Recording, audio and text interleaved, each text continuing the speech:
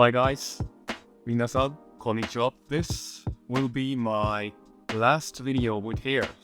I tried to brush it off earlier to set it for this video and a big chunk fell off. So I now have my first bald spot. I always had a full head of hair, so getting used to the thought of now being bald for the next few months is a tough pill to swallow. The lucky part is it is a temporary change. So in this video, I thought I'd go through week 2 after chemo. It has been a tough week, mostly due to my immune system. On Wednesday, I went to the hospital to fill up one of my chemo. After a week, you have to get a booster dose of one of the original bags. This process isn't really anything to complain about. It was quite fast. I went in, talked to the nurses, sat in a chair, and got hooked up. The entire thing lasted maybe 40 minutes. I was also feeling in high spirits that day because my energy had finally started to come back. So I was looking forward to going back home and clean up and do all the chores I'd neglected for the past week. Then the fever hit.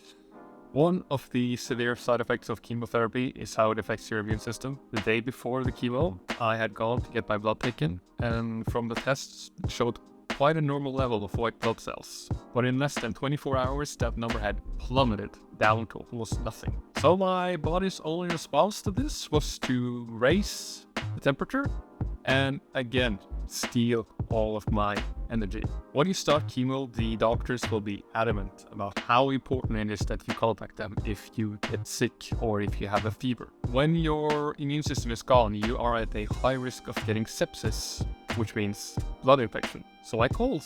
It was already midnight by the time I called the hospital, so all of the local transportation had already stopped going.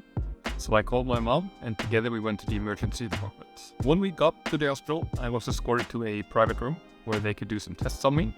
They took my blood. They took a lot of my blood. They took a chest x-ray. They did a ultrasound on my heart, and then they told me to wait. It wasn't until 5 a.m. that the doctor finally came and told me that I have to be admitted for the next few days in protective isolation. There I would get antibiotics, just in case my body was fighting off an illness. You see, when the immune system is as low as what mine was, my body was not capable of fighting off infections on its own, which is why they had to regularly pump antibiotics in me to decrease the risk of serious illness.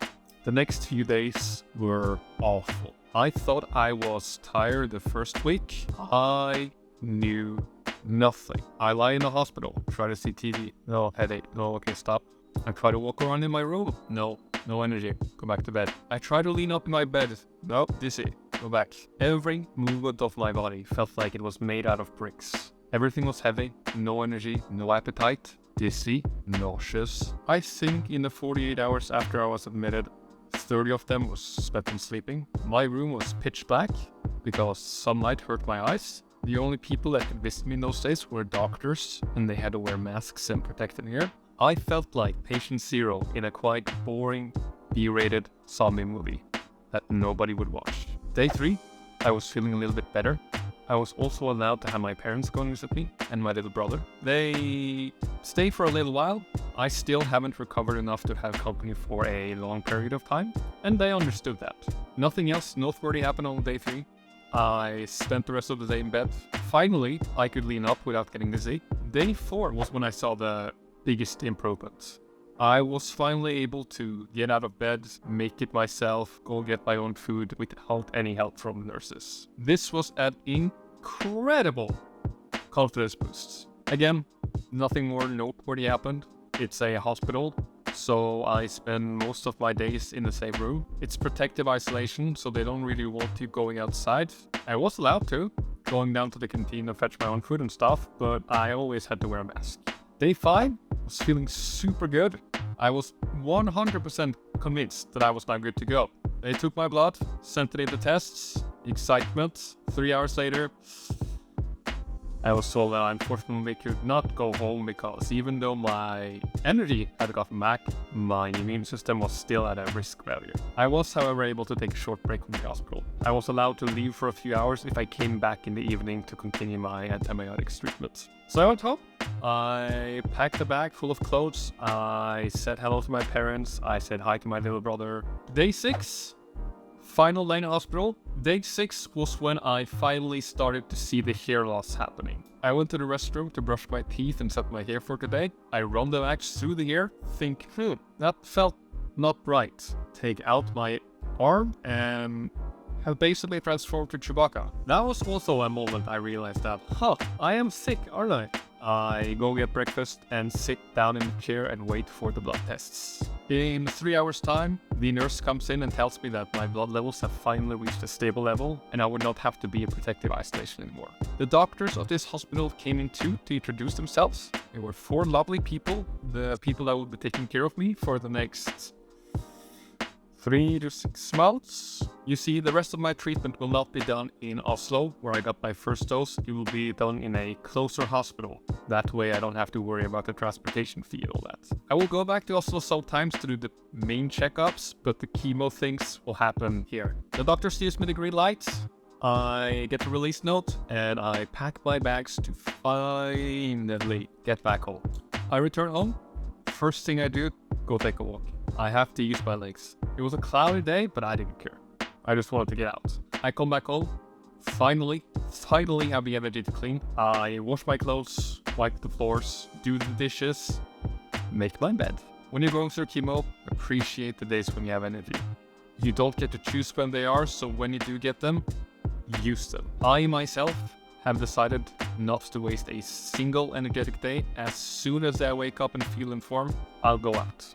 If that's to work out, or just take a walk, or if to see my parents or my friends. I need to move my body around, or else I most likely would go insane. That's day 1 to 6. Day 7, all in all, it's pretty uneventful. I was home. I had energy. Actually, that was the day I made the week 1 video. All in all, the week 2, not much to write home about. I'd give it a 2 out of 10. Only reason I don't say 1 is because of the good feeling when you finally get your energy back. Had that not happened, there would probably be a 0 out of 10 because, oh my god, I don't like to lie in a hospital bed. That is my new worst fear. Thank you all so much for watching my week 2. I am trying to up the production value with each of these. I've never done YouTube before. I've never made videos before, so I'm still learning the microphone, I'm learning the camera, I'm learning the editing. Please be patient with me. I want to make this content as entertaining as possible to make cancer not that scary. Well, it is scary, but I want to show that it doesn't have to be a depressing journey. I think too many of us get bad news and decide to just get all down in the dumps. And trust me, I get it. The urge is there for me too. I just choose to act on my positive feelings instead. I definitely feel it's going to help with the recovery aspect. So, thank you all so much for watching. Do you have a question? Write it down in the comments below. Was this video useful or did you enjoy it? Please like it. I try to put a lot of effort into it. So, you liking the video shows me that I am doing the right thing. And subscribe. I'm also going to mix in some non-cancer related videos. This cancer, hopefully, is a temporary thing, which means that I have to think future-wise for its channel too. I hope you all have a lovely day. Until next time, matane!